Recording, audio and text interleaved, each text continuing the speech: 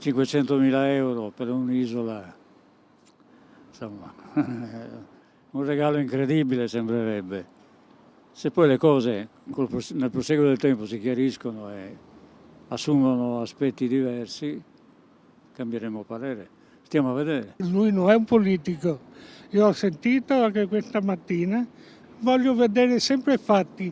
I politici ne dicono tante e dopo quando i risultati sono quelli che sono. Bisogna vedere come rimane. Perché se rimane la città, anche gli altri palazzi sono rimasti alla città, ma alberghi. Sono d'accordo con Brugnaro. Chissà che facciano degli investimenti che servano a qualcosa. Certo che sarebbe stato interessante che una raccolta collettiva di fondi avesse raggiunto l'obiettivo.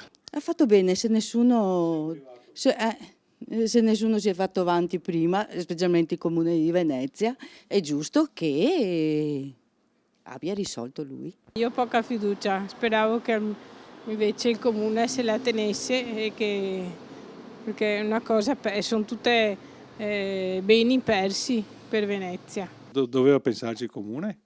Doveva pensarci il Comune di Venezia?